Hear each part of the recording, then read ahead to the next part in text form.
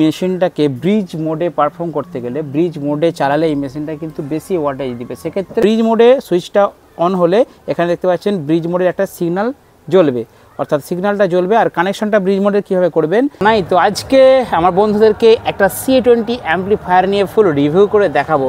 তো মেইন চ্যানেলে আমি ভিডিও দিয়েছি, বাট যে সমস্ত বন্ধুরা কিন্তু এখনও দেখেননি C20 অ্যাম্পলিফায়ারের রিভিউ, তারা কিন্তু অবশ্যই আমার ভিডিওটা ফুল ওয়াচ করবেন। তো চলুন, আমার সামনে রয়েছে একটা C20 অ্যাম্পলিফায়ার, যেটা হচ্ছে সাউন্ড স্ট্যান্ডার্ড।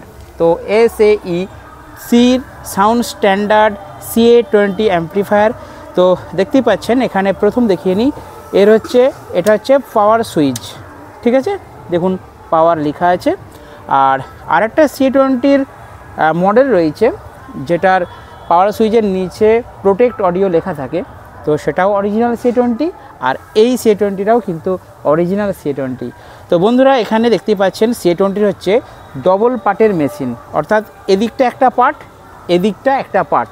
তো কত ওমস, কত ওয়াটের অ্যাম্পলিফায়ার সব কিছু আমি ডিটেলস এই ভিডিওর মধ্যে তুলে ধরছি। এটা হচ্ছে চ্যানেল 1, এটা চ্যানেল 1-এর ভলিউম, আর এটা হচ্ছে চ্যানেল 2 ভলিউম। তো ভলিউমের মধ্যে একটা বিশেষত্ব আছে, আপনাদেরকে বলে নিই। দেখুন এখানে কিন্তু -80 থেকে শুরু হয়। ন্যাচারালি আমরা ভলিউমটা 1 2 3 এইভাবেই ভলিউমটা জানি, বাট অ্যাম্পলিফায়ারের ক্ষেত্রে কিন্তু উল্টো সিস্টেম। দেখুন এখানে -80 থেকে শুরু হচ্ছে, অর্থাৎ এখানে ফার্স্ট -80 থেকে -80, -30, -15, -10, -6, -3, -1, তারপর 0, অর্থাৎ 0 dB পর্যন্ত এর ভলিউম, ঠিক আছে। আর এদিকেও চ্যানেল 2-এর ভলিউম, ঠিক আছে। তো দুদিকে দুটো ভলিউম সুইচ থাকে, প্রথম কথা। দ্বিতীয়ত, ক্লাস H প্রফেশনাল পাওয়ার অ্যাম্পলিফায়ার। এই অ্যাম্পলিফায়ারটা হচ্ছে একটা ক্লাস H অ্যাম্পলিফায়ার, ঠিক আছে। টিপ এবং প্রোটেক্ট এই দুটো সিগন্যাল কিন্তু জ্বলে উঠবে। এরপর প্রোটেক্ট লাইটটা অফ হয়ে যায় যখন মেশিনটা রেডি হয়ে যাবে। তো তারপর যেমন আমরা ভলিউম দেবো সেই অনুযায়ী সিগন্যাল লাইটটা কাজ করবে।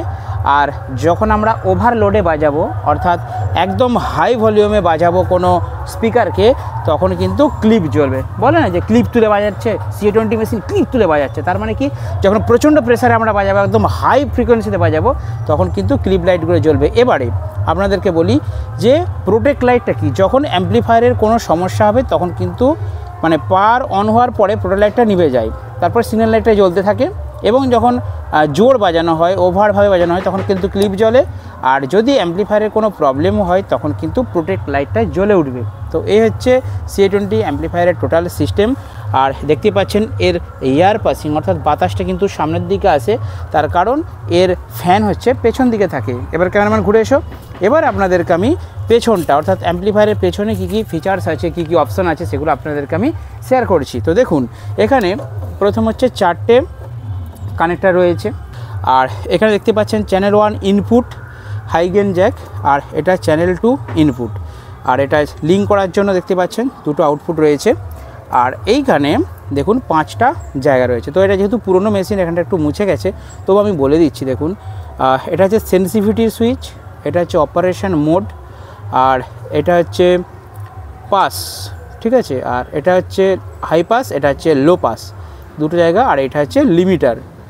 আর এইখানে রয়েছে ব্রিজ আউটপুট করার জন্য দেখতে পাচ্ছেন এটা একটা। তো দুটো এখানে হাই গেন বুস্টিং আছে, আর এটা তো বললাম। আর এটা হচ্ছে ফিউজ, অর্থাৎ C20 অ্যাম্পলিফায়ারের পেছনেতে ফিউজ আছে, অর্থাৎ যদি মেশিনটার কোনো প্রবলেম হয় বা ভোল্টেজগত কোনো সমস্যা ঘটে, তখন কিন্তু ফিউজ উড়ে যাবে। এটা একটা ভালো প্রোটেকশন। তো বন্ধুরা একটা জিনিস আপনাদেরকে বলে দিই, অনেকে জানেন না, এই মেশিনটাকে ব্রিজ মোডে পারফর্ম করতে গেলে ব্রিজ মোডে চালালে এই মেশিনটা কিন্তু বেশি ওয়াটেজ দিবে। সেক্ষেত্রে দুটো স্পিকার আমি যদি বাজাই, ব্রিজ মোডে আমি কানেক্ট করব।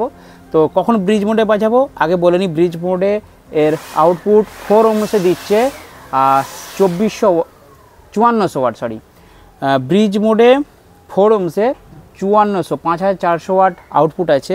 তো সেক্ষেত্রে যাদের বেশি ওয়াটের স্পিকার, অর্থাৎ 2500 বা 2200 স্পিকার, তারা কিন্তু দুটো স্পিকার 4 ohmসে দিতে পারবেন। তো কীভাবে কানেকশানটা করবে সেটা একটু আপনাদেরকে বলে দিচ্ছি। তো এখানে দেখতেই পাচ্ছেন ব্রিজ যে সুইচ আছে, ব্রিজ প্যারালাল স্টেরিও, এই সুইচটাকে ওপর দিকে তুলে দিতে হবে, তাহলে ব্রিজ মোড হয়ে গেল।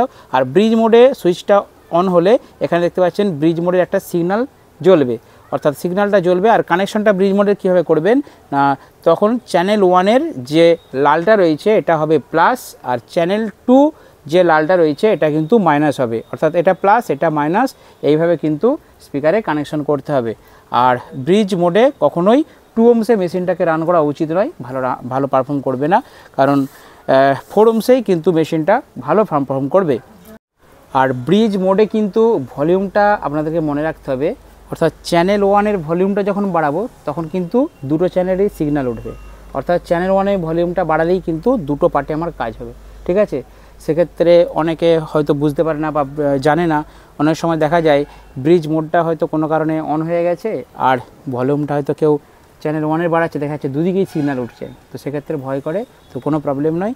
এটাই C20 মেশিনের একটা কিন্তু অন্যরকম জিনিস, যে তখন ব্রিজ মোডটাকে আমাদেরকে করে দিতে হবে।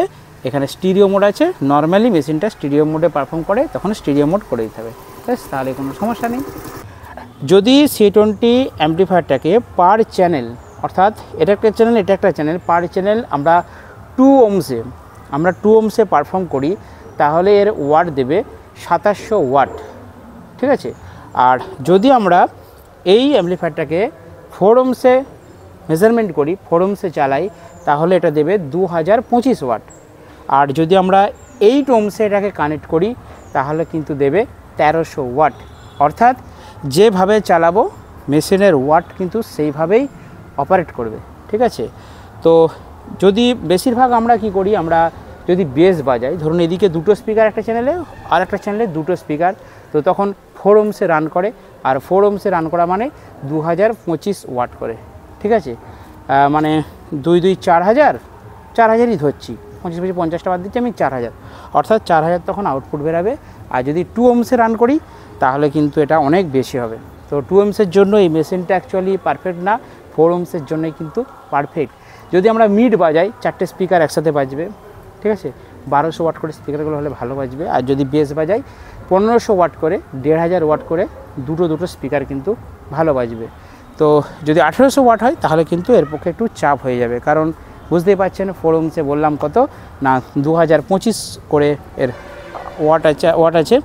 তো যাই হোক, C20 অ্যাম্পলিফায়ার কিন্তু রেট খুব বেশি নয় এখন, যদিও C20 প্লাস বেরিয়ে গেছে, কিন্তু অনেকে তো কিনতে পারে না কম বাজেটের মধ্যে। C20 প্লাসের প্রায় 68 কি 70 হাজার টাকার মতো দাম আছে, তার ওয়াট প্রায় 9000-এর মতো। তো যাদের বেশি ওয়াটের স্পিকার, ধরুন 1800 ওয়াট বা 2000 ওয়াটের স্পিকার আছে, তাদের জন্য C20 প্লাস বেটার।